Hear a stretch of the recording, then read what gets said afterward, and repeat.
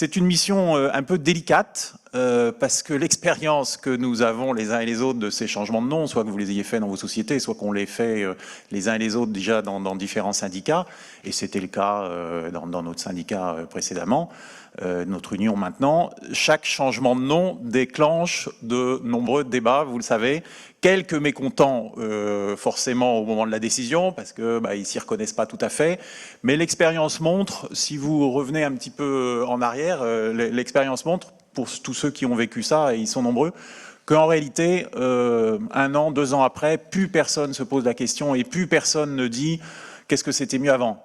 C'est délicat aussi parce que, et ça c'est plus des questions de communication, lorsqu'on change de nom, on a différentes cibles et c'est pas facile de s'adresser à toutes ces cibles simultanément.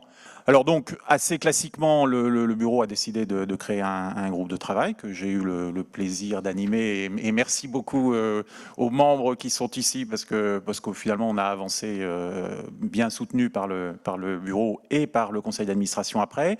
Et puis, et c'est important, également par une consultation qui vous a été envoyée il y a quelques mois, et qui nous a donné des orientations, j'ai envie de dire, plus claires dans ce qu'on voulait faire, conforter un certain nombre de choses.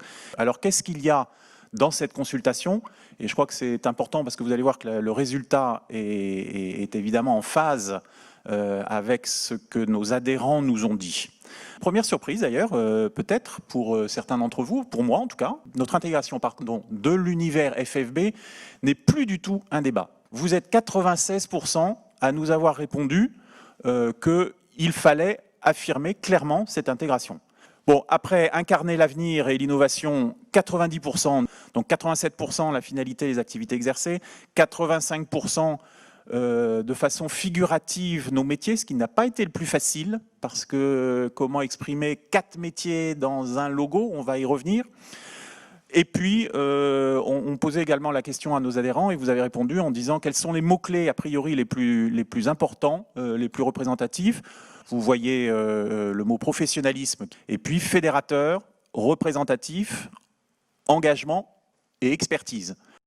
Alors, le terme habitat, il nous a paru donc maintenant intéressant. Il fait des références à des notions larges, plus larges que le logement. Notre environnement, c'est beaucoup plus l'habitat innovant, c'est beaucoup plus l'évolution de l'habitat. Chez les politiques, c'est l'évolution de l'habitat plus que l'évolution du seul logement. Et ça permettait de bien intégrer nos 4 métiers. On a confirmé Paul, qui a été jugé le plus approprié, accueillant, ouvert. Quand vous êtes dans un pôle, vous êtes entouré. Et donc, on réunit nos métiers et plus les aménageurs. Voilà, je rentre dans un pôle habitat, ça nous paraissait être une meilleure solution. Une fois qu'on a trouvé pôle habitat, puisqu'il fallait réfléchir à l'identité visuelle que nous pouvions trouver.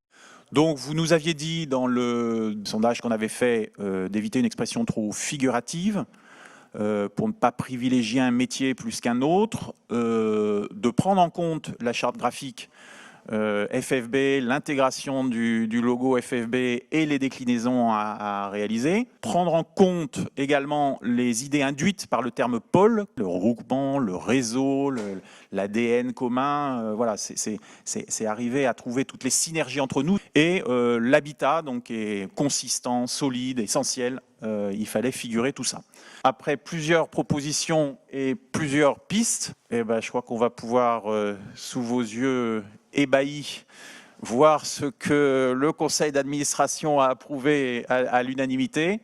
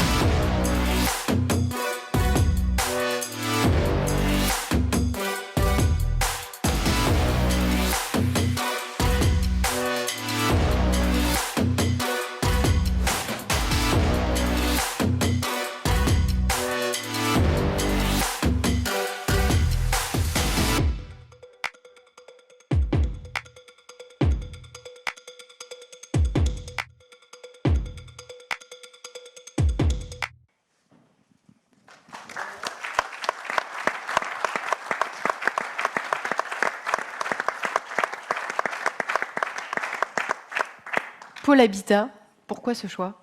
Alors c'est un choix qui s'est fait tout naturellement, hein, il est vrai. L'habitat s'est imposé du fait de ses valeurs fortes. Il est moderne, connecté, innovant. Il est confortable, accueillant et sain. Il fait référence au cadre de vie et à la qualité de vie.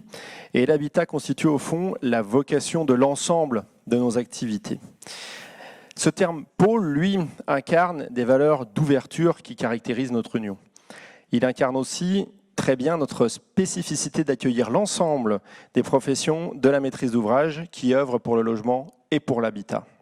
Avec Pôle Habitat, notre union montre qu'elle évolue avec son temps, qu'elle s'adapte à son environnement et aux évolutions de nos métiers. En synthèse, avec Pôle Habitat, nous affirmons plusieurs choses. La première, notre intégration et notre place au sein du réseau de la Fédération française du bâtiment. Notre ADN, ouverture, modernité, innovation, synergie. Nos valeurs communes de performance, de dynamisme et de professionnalisme et de responsabilité. Et notre vocation à fédérer largement et à représenter et à défendre l'ensemble de nos professions. Jonathan, Sylvain, Ludovic, une réaction. Qu'est-ce que vous attendez de cette nouvelle identité ?